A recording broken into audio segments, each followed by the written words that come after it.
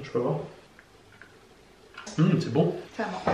1, 2, 3. Salut à tous. Pardon. Hola. Hola. On espère que vous allez bien. Donc aujourd'hui on se retrouve dans une nouvelle vidéo, encore une fois avec Brian. Du coup ça va être le début d'une série de vidéos dans laquelle on va parler de sport et d'alimentation. Et aujourd'hui ça va être donc la première vidéo dans laquelle on va prendre nos mensurations et vous expliquer un peu nos objectifs.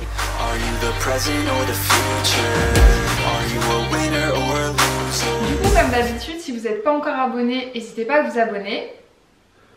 Et si ce type de vidéo vous plaît, n'hésitez pas à mettre un petit pouce bleu pour m'encourager à faire des vidéos sur le thème du sport et de l'alimentation. Aussi, si jamais vous avez des questions, n'hésitez pas à me les poser en commentaire, ou si vous avez des sujets sur lesquels vous voulez que je fasse des vidéos, n'hésitez pas à me les poser en commentaire.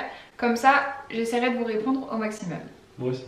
Je réponds tout le temps aux commentaires, à mes commentaires. Donc pour ceux qui ne savent pas, moi j'ai commencé la muscu il y a environ 4 ans à peu près. Au début c'était pour perdre du poids. Et donc je suis passée par différentes phases. Il y a eu des phases d'arrêt qui ont freiné ma progression, qui font que voilà quoi, on est là aujourd'hui. Et donc pour ceux qui ne l'ont pas vu dans ma dernière vidéo, j'ai dit que en septembre j'avais commencé une formation pour devenir coach perso, coach sportive et en nutrition également. C'est pour ça que je me permets aujourd'hui de parler de nutrition et de sport sur ma chaîne, parce que j'estime avoir quand même un minimum de connaissances. Après j'ai pas du tout la prétention de dire que je connais tout, donc si jamais vous estimez que je dis une connerie, n'hésitez pas aussi à m'exposer votre point de vue dans les commentaires. Du coup on va continuer avec nos objectifs. Donc moi personnellement j'ai pour objectif de gagner de la masse musculaire et de gagner de la force, et ce sans passer par une prise de masse de cochon, car selon moi c'est pas du tout nécessaire, et ça a été également prouvé par la science que du coup c'est pas du tout nécessaire de faire une grosse prise de masse pour pouvoir gagner de la masse musculaire. Brian, à toi tes objectifs. Alors moi c'est simple, les objectifs. Wow. J'ai eu un mail, pardon. Vas-y Brian, à toi tes objectifs. Alors moi c'est simple, j'ai commencé la musculation parce que j'étais tout maigre et j'avais beaucoup de réflexions sur mon physique, et j'en ai eu un petit peu marre. Donc je me suis dit bon bah on va commencer la muscu.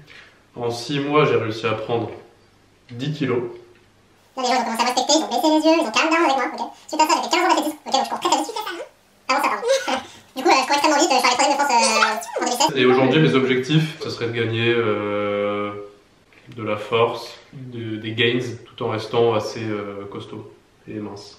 Du coup en gros on a à peu près les mêmes objectifs, qui sont de gagner de la masse musculaire sans prendre trop de gras, en gros. Donc voilà, après j'imagine que tout le monde est conscient que c'est pas la période idéale pour avoir ce genre d'objectif, étant donné qu'on n'a pas accès à une salle de sport.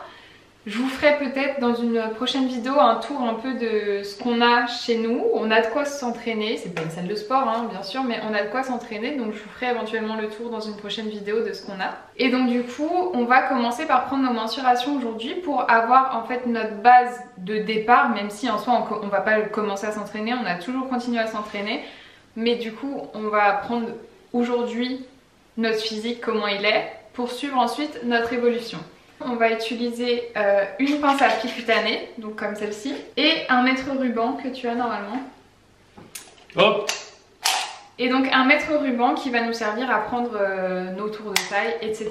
Pourquoi on va prendre nos mensurations avec un mètre ruban et une pince à pli cutané? C'est tout simplement parce que le poids en soi n'est pas un bon indicateur en fait. Si on prend le poids seul, on va aussi prendre des vidéos et des photos, comme ça on pourra comparer lors de nos prochains bilans un peu, on va dire. Si jamais certaines personnes ne comprennent pas pourquoi je dis que le poids est pas un bon indicateur en soi, n'hésitez pas à me le dire en commentaire et je vous ferai une vidéo sur le sujet où je vous détaillerai pourquoi vous ne devriez pas juste vous fier à votre balance. Pourquoi? Tu sais pas? Je t'expliquerai. Du coup moi j'ai créé un template, on dit un template ou une template? J'ai créé template. Du coup moi j'ai créé un template dans lequel j'ai mis en fait toutes les infos qui m'intéressaient moi. Je vous mettrai un screen sur l'écran, comme ça vous aurez une idée un petit peu. Donc on va voir ensemble ce qu'il y a dessus. Désolée pour la lumière de mon ordi du coup. Déjà vous pouvez voir qu'il y a l'heure. Pourquoi l'heure? En fait c'est important de prendre vos mensurations au même moment à chaque fois. C'est-à-dire que si vous décidez de les prendre à jeun, bah faut qu'à chaque fois que ce soit à jeun, parce que votre corps, j'imagine que vous êtes bien rendu compte que quand vous vous regardez dans le miroir le matin et le soir, bah des fois il y a un écart immense. Donc d'où l'importance de prendre en fait vos mensurations toujours à la même heure. Donc nous là il est 17 h et on va se dire qu'à chaque fois on va prendre nos mensurations dans ces eaux-là, donc après quelques heures après le repas de midi. Et là, on n'a pas pris de collation. Je suis claire dans ce que je dis? Oui, très clair. Comme la lumière, très clair. Ensuite, donc j'ai marqué le poids à jeun. Donc même si je vous ai dit que le poids n'était pas un bon indicateur en soi, ça peut être intéressant. Juste, il ne faut pas se baser exclusivement sur le poids. On fait ta fiche en premier, ok? Ça te dit? C'est parti, on va ma la fiche. remplir en même temps. Ma fiche. Ton poids à jeun? 84. Quand j'ai commencé la muscu, je faisais 62 kilos. Et donc maintenant que j'ai rempli les premières informations pour la fiche de Brian, on va commencer avec la pince à plis. Donc moi j'en ai une que j'ai commandée sur internet, je vous mettrai le lien dans la description si ça vous intéresse. Également pour mon mètre à ruban, je l'ai eu avec et honnêtement il est pas mal dans le sens où vous avez en fait un truc, vous pouvez rentrer, du coup ça fait un cercle et en fait je sais pas si vous allez comprendre ce que je veux dire mais ça régule la pression, ça va faire que vous n'allez pas trop tirer sur le mètre pour changer les mesures en fait. Pour tricher. Donc voilà, au moins ça c'est safe et il y a toujours la même pression. Donc c'est pas mal honnêtement ce principe. Donc pour prendre ces mesures avec la pince à plis, honnêtement c'est mieux d'être à deux. Tout seul c'est quasiment impossible. Franchement non, c'est pas possible. Et l'idéal en fait c'est que ce soit toujours la même personne qui prenne vos mensurations, au moins vous êtes sûr qu'elle la prendra de la même façon en fait.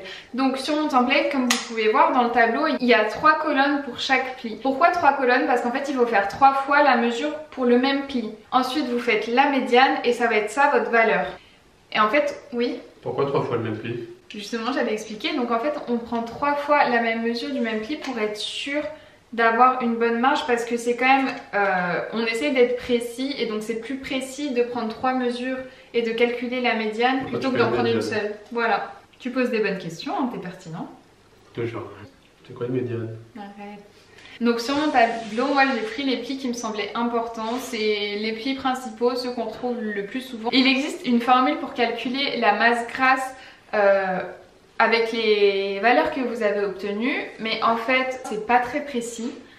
Donc c'est pas ce qui va nous intéresser, on va pas faire ce calcul là et on va juste garder ces valeurs pour les comparer aux prochaines valeurs lors de notre prochain bilan. Donc c'est parti, on va commencer à faire les mesures pour Brian. Donc on va commencer par le pli sous-scapulaire. Et donc pour le pli sous-scapulaire, moi ce que je vais faire, donc je prends l'angle inférieur de l'omoplate et en fait on va prendre 2 cm environ en dessous. L'idéal, comme on va faire 3 mesures, en fait c'est de faire un petit repère au stylo où vous faites votre mesure, comme ça vous êtes sûr que les 3 mesures que vous allez faire sont faites au même endroit. Et donc ce pli il se prend en diagonale. Donc on pince d'abord avec nos doigts et ensuite on met la pince et là je regarde ma valeur, donc là j'ai 13 mm. Quoi? Je suis aussi gros que ça? Putain, 13. Et donc là, je note et je vais prendre cette valeur encore 2 fois. Là, je suis à 12,5. Yes. Ah putain, t'as vu? D'être avec toi, ça te fait perdre du poids. Une dernière. Et là, je suis à 13. Donc c'est assez régulier sur ce pli. Ensuite, on va faire le pli mi-axillaire. Donc le pli mi-axillaire, il se fait au niveau à peu près du xiphoïde, sauf que sur la ligne axillaire. Axillaire. Sur la ligne de l'aisselle. Lève le bras. Donc là, je pince avec mes doigts et je pince avec la pince. Et là, je suis à 11,5. Donc le prochain pli, ça va être le pli suprailiaque. Oh non! Ouais, c'est le moment. Ah, Ça va non. être dur, là. Relâchez vos doigts. On va le faire ici. Je vais mettre un petit tic au stylo.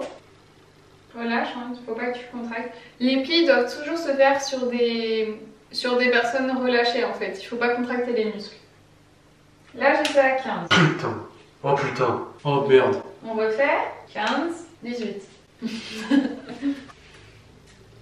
Ah oui, je suis conne, je t'ai fait sur le côté gauche. J'ai oublié, mais normalement toutes les mesures doivent être faites sur le côté droit. Donc nous, on va tout faire sur le côté gauche, du coup, comme j'ai commencé sur le côté gauche. Là, c'est le pli ombilical qu'on va faire. Et ce pli, c'est environ 2 cm normalement à droite du nombril. Donc là, on va faire à gauche. 25, 22 et 26. Mais pourtant, je mange pas beaucoup. C'est là, putain, j'ai une bouée. Le prochain pli, ça va être le pli du triceps. Donc tu vas devoir garder ton bras bien relâché. Et on essaye environ de prendre la moitié de cette distance. On va dire que c'est ici. 28. Non mais j'ai pincé ton muscle, je crois. Du coup, il faut faire attention à ça parce que là, j'ai pincé son muscle. Donc forcément, ça fait beaucoup. Bah... 9, 10, 9. Le dernier pli qu'on va faire, c'est le pli de la cuisse. Donc remonte ton short. Non, relâche. Donc là... On va essayer de prendre environ la moitié entre la rotule et le début du fémur. Relâche. Et on essaye de prendre à peu près au milieu de la cuisse. Lâche bien, voilà, tu t'appuies pas trop sur ta jambe. 14. 14. Et 15. Donc là on en a terminé pour les plis cutanés et on va passer aux mensurations avec le mètre ruban. Donc pareil, je vais vous mettre à l'écran mon template avec mon tableau pour les mensurations au mètre ruban et je me suis fait en fait une photo pour avoir mes repères à peu près où est-ce que je prends les mensurations. Donc moi j'ai pris 1, 2, 3, j'ai décidé de prendre cette mensuration donc au niveau des épaules, de la poitrine, du dos, des biceps, de la taille, des hanches et la taille de cuisse. Juste j'ai rajouté donc la mensuration du dos, c'est principalement quand même pour les femmes, je vais la faire aussi pour lui, mais la différence entre la mensuration de la poitrine, donc ça va passer sur les tétons en fait, tandis que le dos en fait on va passer juste en dessous de la poitrine. Non mais il faut pas que tu remettes ton t-shirt bébé. Du coup comme je l'ai dit là toutes les mensurations elles vont se faire sur des corps relâchés, décontractés, on va pas essayer de bomber le torse ni rien, on va essayer de se décontracter au max. Et la seule mensuration qui se fera sur le muscle contracté, ce sera le biceps. Donc c'est parti, on va commencer avec les épaules, les bras le long du corps. Et donc moi je vais prendre à ce niveau-ci. Ce genre de mètre, c'est hyper pratique parce qu'en fait là je peux le poser et vérifier que c'est bien ajusté. Donc on va dire que c'est à peu près droit. Et là je suis à 123. Ensuite on va faire une mesure de la poitrine, des pectoraux. Donc là comme je vous dis, cette ligne elle passe sur les tétons. On est à 1 mètre. Sans pile? Ouais, ça va pas bien marcher sans pile. Ensuite, la mensuration du dos. Oui. Allez bébé, hop. Donc ici, je vous ai dit, on prend la mensuration en fait juste sous les pecs ou sous la poitrine pour les femmes. On est à 92,5. La taille. Donc pour la taille, on va mesurer à peu près au niveau du nombril ou plutôt à l'endroit le plus fin en fait. Là pareil, tu vides ton ventre, tu contractes pas les abdos, mais tu rentres pas non plus. Tu restes relâché en fait. Donc là on est à 83.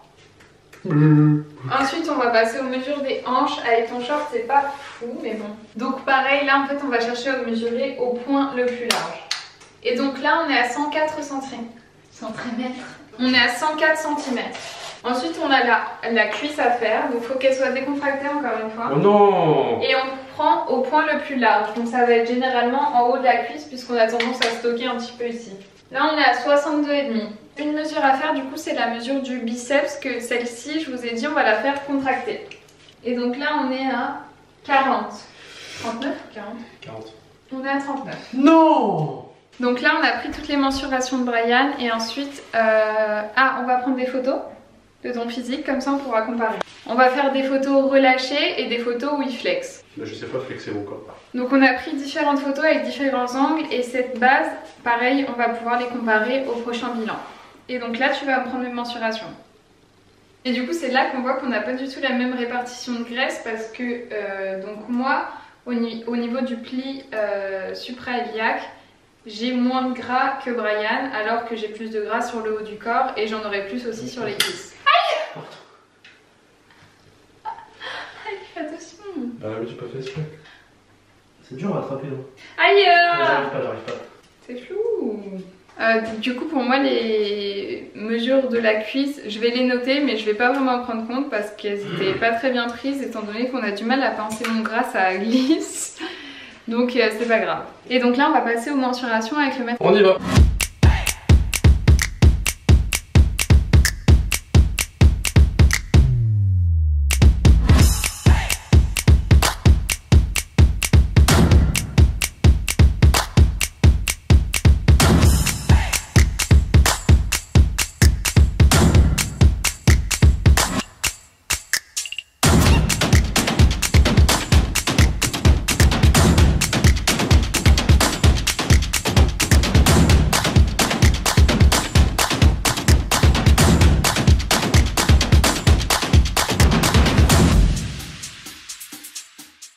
Donc du coup voilà, on a fini de prendre nos mensurations respectives. Donc on vous partage les tableaux à l'écran maintenant. Donc pour Brian. Et donc le mien. Donc voilà, j'espère que cette vidéo vous aura intéressé, que vous aurez bien compris comment prendre vos mensurations si vous le désirez. Une nouvelle fois, je vous le dis, donc je vous mets le lien de ma pince à plis dans la description. Donc elle vient directement avec le mètre à ruban qu'on a utilisé aujourd'hui et qui est franchement très pratique. Également, si jamais vous voulez le template que j'ai fait, vous pouvez m'envoyer un commentaire, me mettre un commentaire ou m'envoyer un message et je verrai éventuellement pour vous la mettre à disponibilité. Et donc on espère que cette vidéo vous aura plu. Donc dans la prochaine vidéo, on vous montrera notre plan d'attaque pour atteindre nos objectifs. Également, du coup, je pourrais vous faire un petit tour de notre home gym. On peut appeler ça comme ça, hein. J'espère que cette vidéo vous a plu. Si c'est le cas, n'hésitez pas à vous abonner si c'est pas fait, à lâcher un petit like et à nous mettre en commentaire si vous avez des objectifs physiques et si vous avez des questions sur la vidéo d'aujourd'hui ou sur un autre thème sur l'alimentation, le sport, etc. Et puis nous, on vous dit à la prochaine. Ciao ciao.